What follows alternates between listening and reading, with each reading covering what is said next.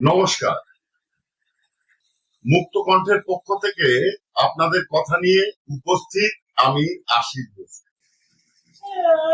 আজকে একটা পুরনো বিতর্কিত বিষয় নিয়েই আপনাদের সাথে আলোচনা করতে চাই, যেটা হচ্ছে বাংলার শিল্পের ধ্বংসকারী কে। বাংলার শিল্পকে প্রথমত ধ্বংস করে গেছে বামফ্রন্ট সরকার। তারা লাল ঝান্ডা আন্দোলন,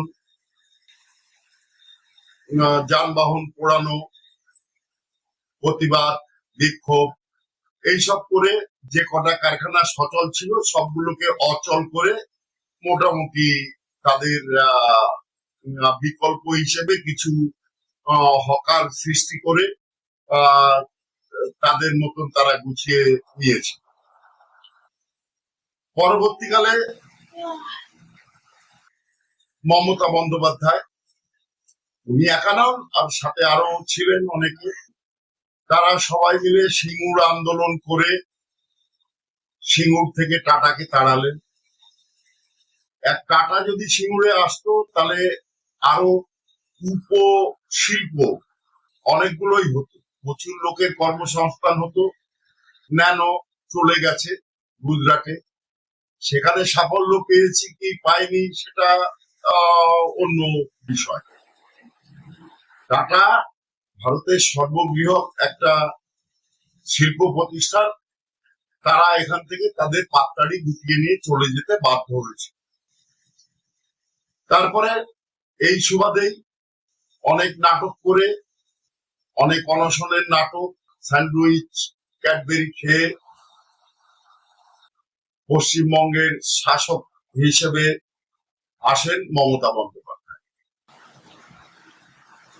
উনি এসেই কিছু চাটুকায় তাদের বিভিন্ন ভালো ভালো পদ দিয়ে তাদের একটা ভালো মোটা মাসোহারার ব্যবস্থা করে দেন। তারা স্তুতি গাইতে থাকে এবং কিছু পেটোয়া মিডিয়া, যাদের প্রায় বিজ্ঞাপনের সুযোগ দিয়ে কিনে নেওয়া হয়েছিল, চলতে থাকে। এবার মমতা বন্দ্যোপাধ্যায় অনেকগুলো শিল্পর ব্যবস্থা করেন।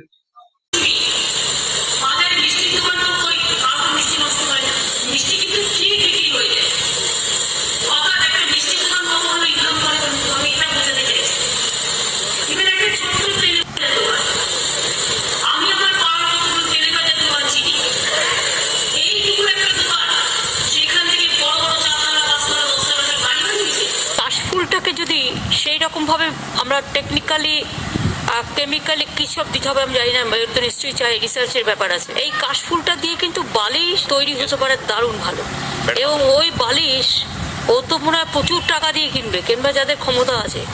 সুতরাং ওই কাশফুলটাকে তোমরা কি করে ইউজ করতে পারে দেখো। 1000 টাকা জোগাড় করে একটা কেটলি কিনুন, আর কয়েকটা মাটির ভাঁড় নিন, সাথে কিছু বিস্কুট নিন, আস্তে আস্তে বাড়বে। প্রথম দিনে আপনি বিস্কুট নিলেন প্রথম সপ্তাহে, তারপরে সপ্তাহে মাকে বললেন মা একটু ঘুগনি তৈরি করে দাও, তারপরে সপ্তাহে একটু তেলে ভাজা করলেন, একটা টুল আর একটা টেবিল নিয়ে বসলেন, দেখবেন লোককে দিয়ে কুলোতে পারবেন না।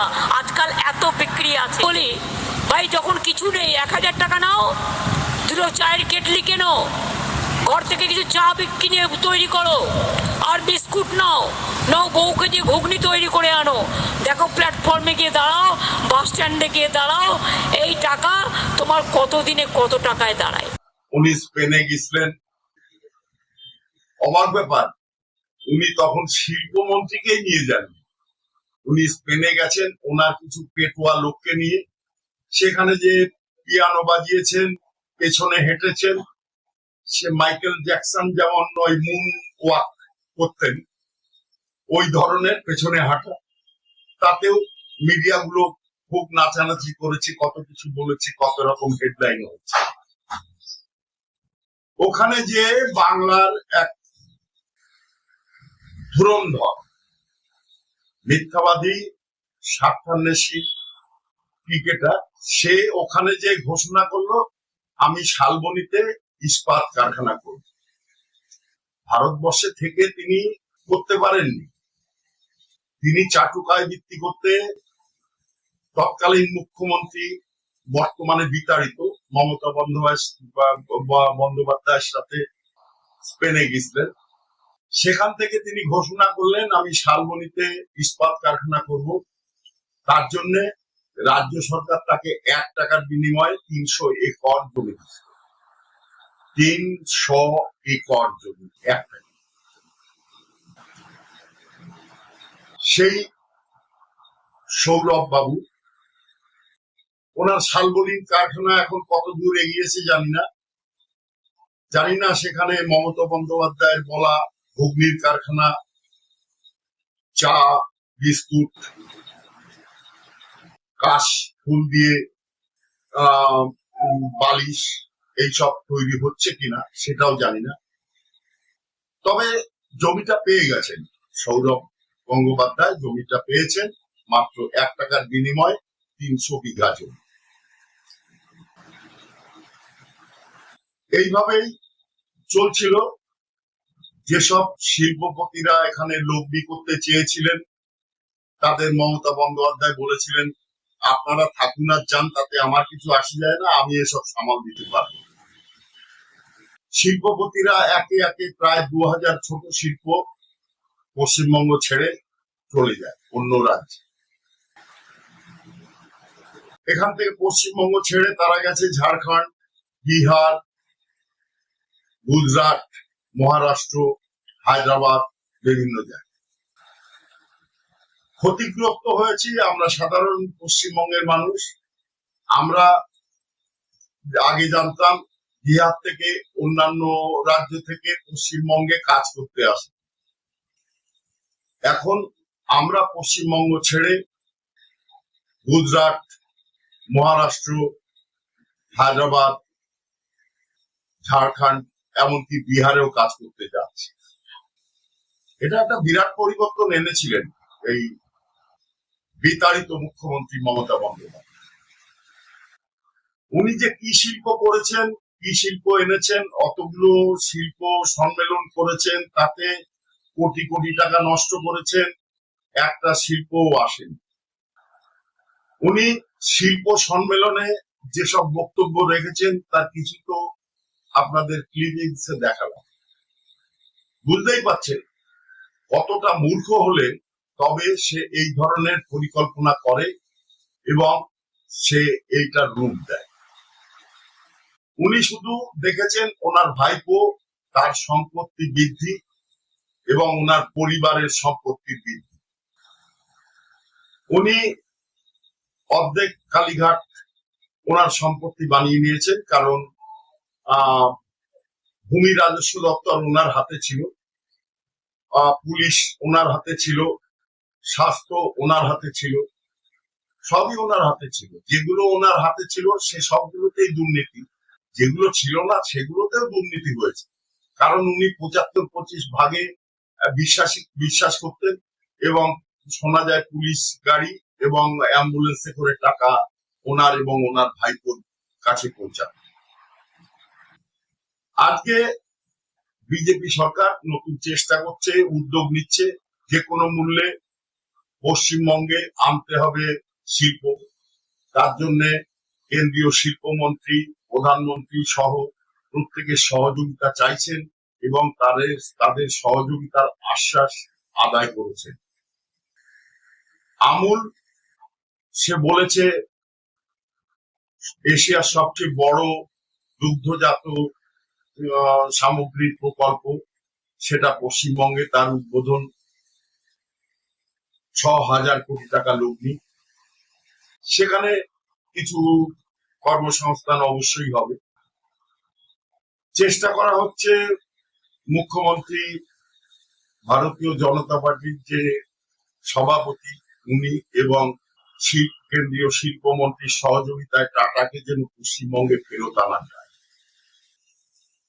টাটা ভারতের এমন একটা সংস্থা যার প্রচুর ধরনের শিল্প আছে। টাটা যেখানে শিল্প তৈরি করে তার চারিপাশে অনেক উপশিল্প তৈরি হয়। অর্থাৎ টাটা যদি 10 জনের কর্মসংস্থান করে আর 20 জনের কর্মসংস্থান হয়, তার আশেপাশে তৈরি হওয়া যে উপশিল্প গুলো তৈরি হয় সেগুলো।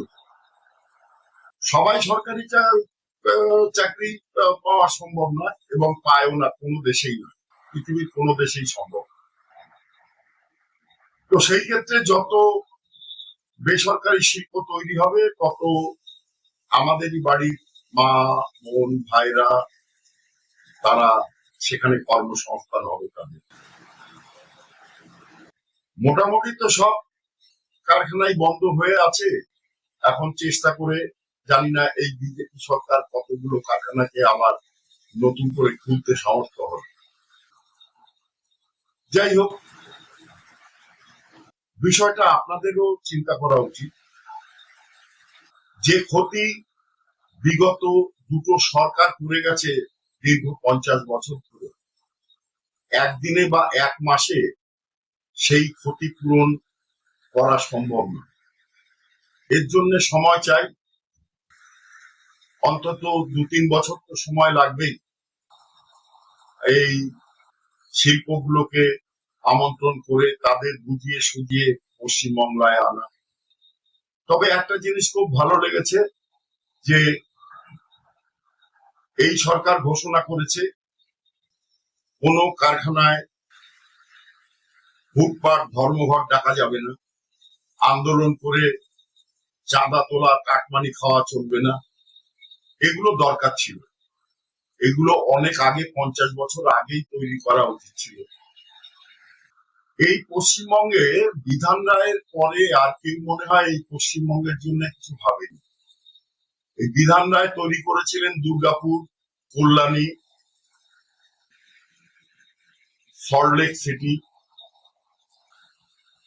এইরকম আরো অনেক। তো জানি না আমাদের বর্তমান মুখ্যমন্ত্রী শুভেন্দু অধিকারী সেই ডক্টর বিধানচন্দ্র রায়, মহান বিধানচন্দ্র রায়ের পদাঙ্ক অনুসরণ করতে পারবেন কিনা। আমরা আশা করব যে শুভেন্দু অধিকারী মহাশয় সেই মহান মুখ্যমন্ত্রী ডক্টর বিধানচন্দ্র রায়ের পদাঙ্ক অনুসরণ করে উনি যেন কল্যাণী, দুর্গাপুর এর মতন বড় কিছু তৈরি করতে না পারলেও অন্তত মুমূর্ষ এবং বন্ধ হয়ে যাওয়া কারখানাগুলোকে অন্তত যেন পুনরুজ্জীবন দিতে পারে। তার জন্য উনি এই সামান্য 1 মাসের ভিতরেই দেখছি যথেষ্ট পরিশ্রম উনি করছেন। আগামী দিনেও নিশ্চয়ই উনি এই পরিশ্রম চালিয়ে যাবেন এবং সকলের সহযোগিতায়, কেন্দ্র এবং রাজ্যের এই ডবল ইঞ্জিন সরকারের একত্র সহযোগিতায় হয়তো আমরা আগামী দিন দেখতে পাবো যেদিন বাংলায় আবার নতুন শিল্প গড়ে উঠবে, যেদিন বাংলার ঘরের ভাই বোনেরা কর্মসংস্থান পাবে, একটা সুস্থ সামাজিক পরিবেশ তৈরি হবে। যাই হোক, অনেক কথাই বললাম। আপনাদের যদি পছন্দ হয় আমার এই চ্যানেলটাকে দয়া করে সাবস্ক্রাইব করবেন, লাইক কমেন্ট করবেন। ভারত মাতা কি জয়, জয় শ্রীরাম।